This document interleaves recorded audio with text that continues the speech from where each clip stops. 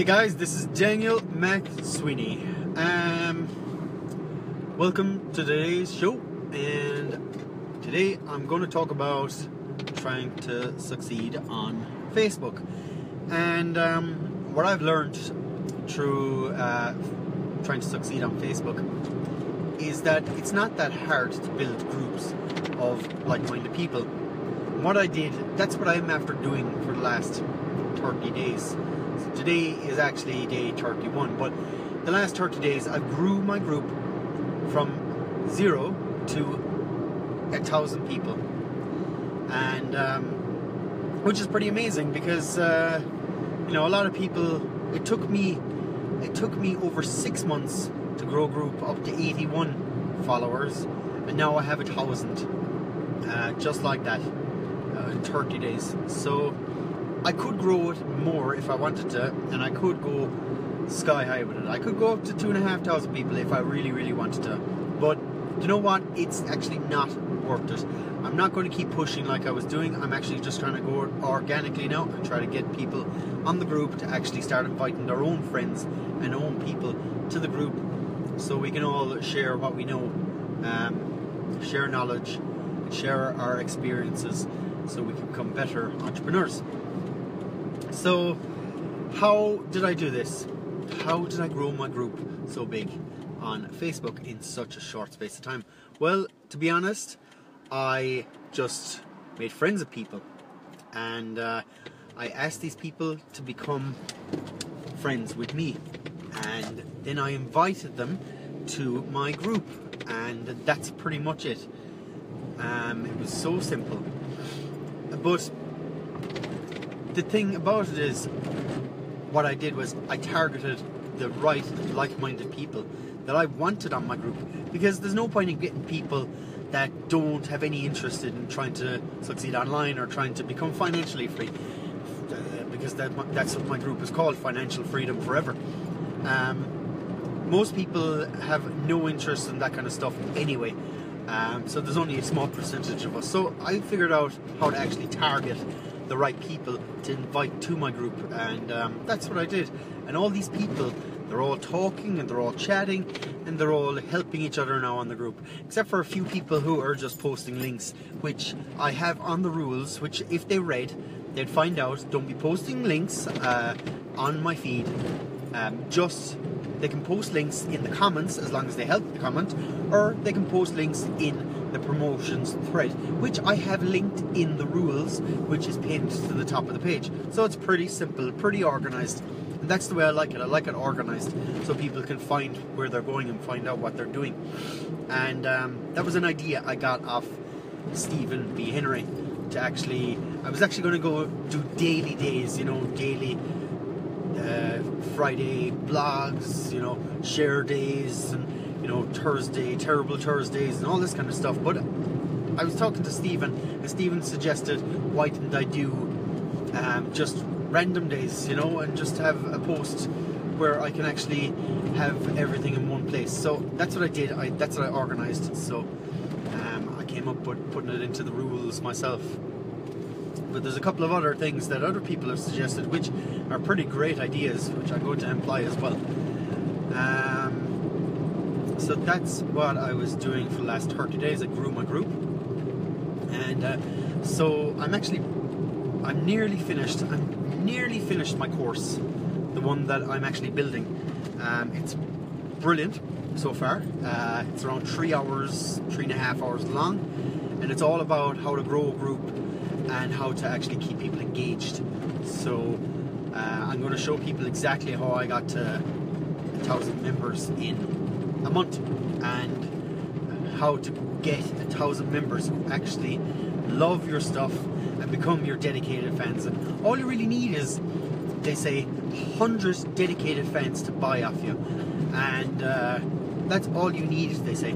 So, like, for example, if I kept building this course and making it, and if I made it into like a really go-to place for learning how to build Facebook groups and pages and so on, I've actually named it Path to Freedom, because that's what I kind of want to do. I want to keep building on it and keep adding more stuff to it and teaching different things in it, because the people that get it now will have more options for the future on how to do other stuff, which I'll be adding like bit by bit. So if I learned how to do Shopify, that's where it'll be going, into the Path for Freedom, and the price will be going up for the people that buy it newly, and for the people that already have it get to keep it for the same price that they bought it. So that's what I kind of want to do at the moment. There's another thing I was thinking about doing with the course. I was actually thinking about giving away 200 of the courses for free, and that's the reason why is because I really want some feedback on it. I want to see what people will think. I don't want to charge for anything that's rubbish. I want to charge for something that's worthwhile. So, like, what I was thinking to do there, so I don't lose out, is I'm with ClickFunnels, and I'm going to suggest, why don't I'll give away the course for 200 people. 200 people that don't have ClickFunnels. They can see what the course is like and sign up for ClickFunnels for the 14-day trial. They'll finish the course in less than a day or two if they wanted to, and if they didn't like ClickFunnels, then they can actually not pay for it after the 14th day. They can cancel their membership, but they'll have to enter in credit card details to ClickFunnels to actually go through with the 14-day trial. But if they keep going on from 15 day onwards, they'll have to pay, and I will get an affiliate commission from that, very small, but you know, it's worth a try anyway. And that's what online is. You have to try things, and you have to give away stuff, and you have to, you know, show your knowledge and give your knowledge and share it to people, because you know, all these people are trying their best, and they're all trying to succeed in some way or another. And you know, whatever I can share, you know, could be helpful, could be very helpful to the next person. Like, I have 5 or 6 years of knowledge online, which I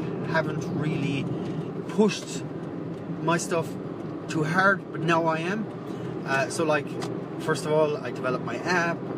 I actually didn't develop it myself. I actually designed it and got some people on a place called Elines, which is now called Upwork, to build it for me. And that was interesting. Great experience. It cost me a bit of money, and I kept changing things, I kept fixing things, I kept making sure they were going to the right places, you know, once the app was working. And I still have a test version of the app, and it was released, and I actually took it offline because it wasn't working properly. I wasn't getting enough downloads. So, and I had to keep paying for upgrades on iTunes to keep updating it on the iOS, so there was no point in going any further with it when I wasn't getting the downloads to actually pay for its costs. So that will come back in the future, but I'm thinking of creating some sort of a web app or a web page for it or something like that. I haven't really decided just yet. There's a lot of detail, so I'll have to have a look into that. And the next thing I went into was, you know, I started learning WordPress. Then I went into building my own online store, my own web store, which was selling onesies. And that was a great idea that came up, that my wife came up with actually, that she got me a onesie for Christmas. And we were lying in bed there New Year's Eve, and we're laughing at each other in these onesies, and I thought to myself, geez, this would be brilliant, you know, to sell. So that's what I did. I found a supplier through Alibaba, and I went through Alibaba, found my supplier, and organized drop shipping. But before drop shipping, I actually organized to buy 100 onesies to see could I sell them, and I actually did. I sold around 20 to 30 of them, but I actually had to stop my website because the company I was dealing with went bankrupt, so that was a bit of a pain in the neck. And the next thing I went doing was I started building more websites, checking it out, seeing what it was like.